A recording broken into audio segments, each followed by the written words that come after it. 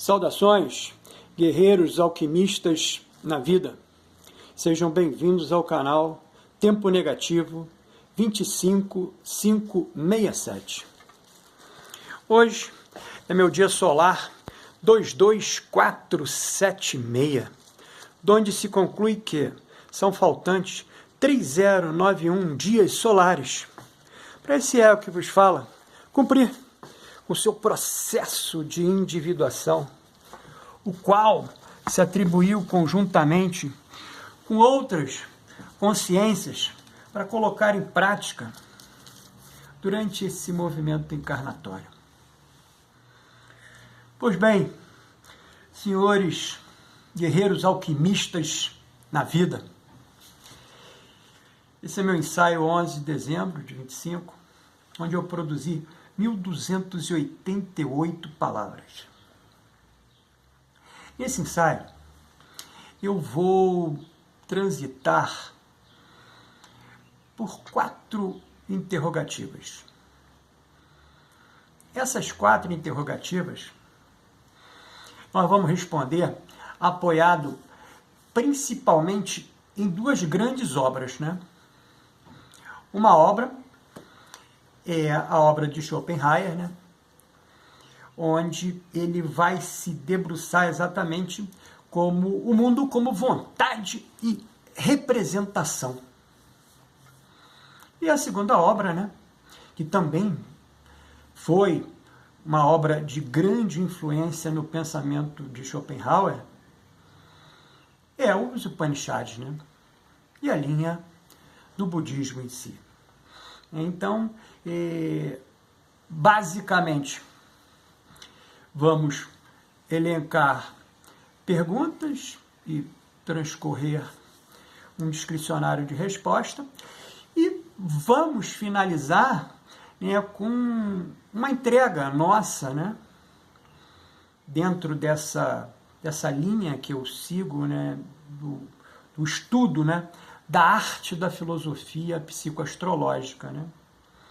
Onde essas culturas, essas ciências, essas entregas que foram produzidas durante essa, vamos dizer assim, né, esse Manvantara, né,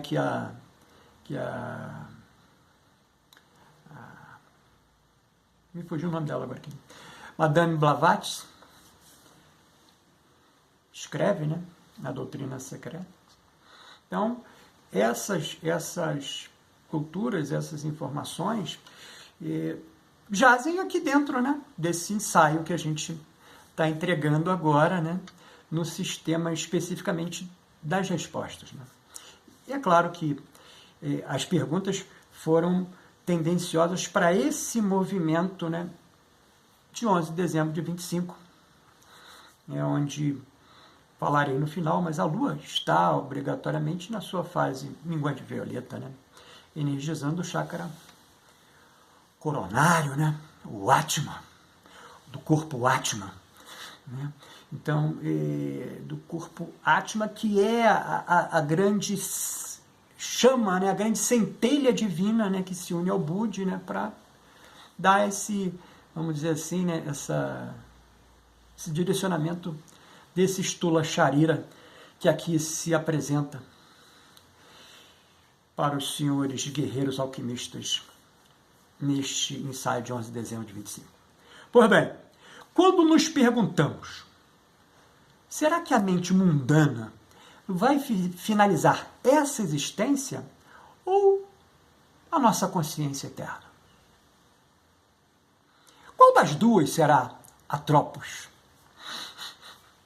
Atropos, para quem não sabe, é uma das parcas, né, da mitologia. Atropos é que vai cortar o fio. Pois bem, segundo Schopenhauer, que ao utilizar a distinção de Immanuel Kant, atribuiu ao mundo cognoscível dos fenômenos e ao mundo incognoscível dos números, emoção espiritual ou religiosa, despertadora, misteriosa ou inspiradora, que o Kant desenvolveu. Schopenhauer aqui desenvolve dentro dessas duas chamadas, né, a sua própria teoria, argumentando que não há distinção entre os dois mundos kantianos, dos fenômenos e dos numen. Eles são uma e a mesma coisa, os dois lados da mesma moeda. E vontade, e aqui eu estou escrevendo essa vontade, né, com letras garrafais, maiúsculas, né, para trazer exatamente esse pensamento de Schopenhauer, né, na sua obra mais famosa, né? Não aquela que o despertou, né? Aquela que o despertou para o mercado literário alemão foi Parerga e Paraliponema, né? Mas a grande mágica, né? O mundo é o mundo como vontade de representação. Vamos lá. Vontade é a força motriz do universo, mas vemos apenas a sua representação, não a vontade real. Assim, pode parecer que existe uma distinção entre a nossa experiência e o mundo objetivo. Mas, na realidade, não há distinção entre o mundo objetivo e um sujeito que o vivencia. Por exemplo, quando falo, também consigo me ouvir. Ou quando caminho, posso ver minhas pernas se movendo. Mas também sinto como é andar. Em outras palavras, a experiência externa, o movimento das pernas, mas também interna, a sensação ou intuição, aqui eu vou chamar das duas, né, dentro da linha de Jung, né, que recebo do movimento das minhas pernas. Schopenhauer argumenta que ambos são um. Ele chama isso de vontade. De novo, letras garrafais maiúsculas. Mas está escondido de nós e só vemos a sua manifestação, ou sombras. A ideia de vontade oculta de Schopenhauer, é legal da gente trazer isso também, está em Fredo, era um tanto semelhante à teoria da forma ideal e da sombra de Platão. Contudo, para Schopenhauer, não existe mundo exterior ou mundo interior. Para ele, é a mesma coisa. Exemplificando, poderíamos pensar que qualquer coisa fora da nossa pele está separada de nós. Mas, Schopenhauer escreve, que assim que a sua pele toca um objeto, ela não está mais fora da experiência. Portanto, para Schopenhauer, pensar que estamos separados do universo é um erro. Ou seja, somos uma e a mesma coisa. Olha que legal. Para compreender plenamente a vontade, letras garrafais maiúsculas, de Schopenhauer, é importante discutir a ideia budista do eu. Estamos aqui nos apoiando no Upanishads. Pois ele ficou extremamente impressionado com o budismo.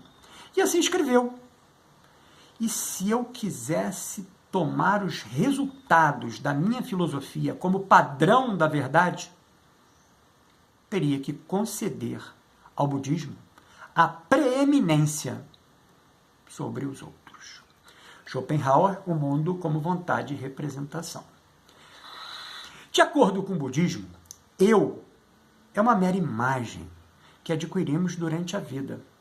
Em outras palavras, nossa essência não é o eu, que chamamos de eu ou ego. Nossa essência é a supraconsciência. Aqui um conceito mágico budista. O eu é uma identidade ou ego que criamos em torno dessa supraconsciência. E uma vez que alimentamos esse ego, ele se torna insaciável pelo desejo de ter todas as coisas. Portanto, esse eu ou ego se torna a principal fonte de sofrimento na vida. Sofremos porque nosso ego quer coisas e nunca fica satisfeito. No budismo, eles praticam o desapego para reduzir o sofrimento. Na vida mundana, todos nós queremos algo. mas temos que sofrer para consegui-los. E assim que os conseguimos, queremos mais e mais. Isso é um conceito que a ciência da economia, praticada nos dias atuais, né, nos explica como sendo o conceito das necessidades ilimitadas do ser humano. Então, os budistas praticam a disciplina, recusando-se a obedecer aos desejos interiores. A segunda pergunta: o que nos motiva a continuar vivendo? Essa é muito legal. O que nos motiva a continuar vivendo? Para Schopenhauer, a vontade de viver é a nossa representação pela vida, que partilhamos com todos os seres vivos, incluindo animais e plantas. Como a vontade é cega e universal, segundo Schopenhauer, cada um de nós torna-se um olho, através do qual essa vontade, olha para o mundo. Ou seja, a ideia de vontade, em Schopenhauer, é imaginar que tudo no universo é uma coisa. Digamos, um único átomo, que oscila entre tudo o que existe. Que seria também o próprio átomo. Olha que legal, que é o processo de circular, né? Ele vai circular por uma órbita, né? Essa órbita é ele também. Que legal. Schopenhauer escreveu que é impossível conhecer a vontade, letras garrafais maiúsculas, porque assim que a observamos, ela se torna uma representação dessa vontade. Ele escreveu isso no século XVIII, cara. Ele escreveu isso no século XVIII. Olha que legal. Eu vou trazer aqui um comentário mais adiante. Ela se torna a representação dessa vontade. Na atualidade, é como a observação de uma partícula na mecânica quântica. Os caras estão observando isso. Acontece que, quando esses neurocientistas quânticos estão se debruçando por essas partículas, né, elas mudam. Elas se transformam ao serem observadas. Olha que maneiro, cara. Isso é muito maneiro. A terceira pergunta essencial passa a ser prática. Quem é que toma as decisões? E com que base? Schopenhauer tem uma solução. É a negação do eu. Quando você se torna um com o universo, porque na realidade mais profunda não existe um eu como você, ou como eu, mas uma vontade universal, nós, indivíduos, somos apenas os olhos que ela, a vontade, letra maiúscula, garrafais, olha para o mundo. Além disso, como Schopenhauer acreditava numa única vontade universal manifestada em nós, ele via compaixão como reconhecimento dessa vontade cega. A palavra compaixão significa paixão com. Portanto, reconhecer a vontade cega é uma forma de compreender a compaixão. A compaixão de Schopenhauer era diferente da moralidade convencional. Isso é legal pra caramba também, hein? Por exemplo, um leão comendo uma gazela parece terrivelmente cruel. Mas Schopenhauer diz que ambos obedecem à mesma vontade cega. Já imaginou isso? Difícil, né? Principalmente na nossa mente pequena, né? Mas se você conseguir, que é um exercício muito difícil, né? O Sivananda faz isso, né? No Advaita. É muito difícil. Da gente poder única e exclusivamente particularizar aquela ocorrência, né? Sem nenhum tipo de interferência, que é difícil, né? Ou seja, a gente precisa estar totalmente ausente, né? Para poder só olhar aquilo, né? Sem nenhuma interferência. E aí você consegue perceber. Nós humanos julgamos as coisas através da lente do prazer. E qualquer coisa que reduz o prazer é considerado sofrimento. portanto, imoral. A única maneira de lidar com esse sofrimento é através da passagem para um estado de inexistência. Foi o que eu acabei de falar aqui, né? Como o nirvana budista. A quarta e última pergunta é: o que está por trás da vontade humana que nos impulsiona a avançar, a realizar grandes coisas ou a fazer coisas estúpidas? Especificamente até o século XV, essa nossa resposta, né, ela é, digamos assim, né, tempestiva. A gente está fazendo uma leitura temporal, né, dessa nossa pergunta. O que está por trás da vontade humana? E pensando no tempo, né, historicamente falando. Né? Especificamente até o século XV, e aí até o século XV mesmo, a Igreja Católica se autorizou como a detentora dessa resposta. Veja Dante, está lá, ó, século XIII, está lá, pensamento litúrgico, voltado dentro da obra. É claro, né? Mágica sensacional, méritos totais para a escrita literária, né? Da forma poética como ele colocou, né? Na Divina Comédia. Mas o assunto, né? Ele é litúrgico. É a doutrina católica, na mente dos seres.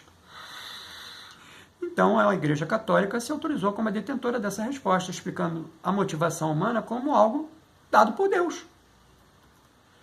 Ministrando que Deus nos criou e também instalou dentro de nós o livre-arbítrio para realizar coisas na vida, se valendo da cenoura e do bastão. Símbolos reais e metafóricos, que eram utilizados na antiguidade secular pelo alto clero, como eleição da combinação ineficaz de ameaças e recompensas, do céu e do inferno, para conseguir obediência do povo. Mas, desde o século XV, e aí vamos pensar, é o XV, né, do Renascimento, né? A ciência começou a desafiar as doutrinas religiosas por serem demasiado simplistas, pelo que os filósofos europeus, principalmente, ofereceram uma resposta alternativa: racionalidade, que explicavam como seres racionais, primeiro pensamos e depois agimos para levar as coisas adiante. Então, essas duas respostas para nossa motivação em agir foram explicadas através de Deus ou da racionalidade. No entanto, o filósofo alemão Arthur Schopenhauer rejeitou tanto Deus como a razão, como motivadores da ação humana. Para isso, ofereceu uma alternativa, tanto à razão como à religiosidade, que chamou de natureza. E aqui é natureza lato sensu, não stricto sensu, lato sensu. Ele argumentou que somos levados a viver porque existe uma força misteriosa dentro de nós, nos concedida pelo próprio universo. Uma força que temos pouco ou nenhum controle sobre a mesma. E aqui, finalizamos esse ensaio com uma resposta humilde e honesta para o conjunto de perguntas ensaísticas que aqui promovemos.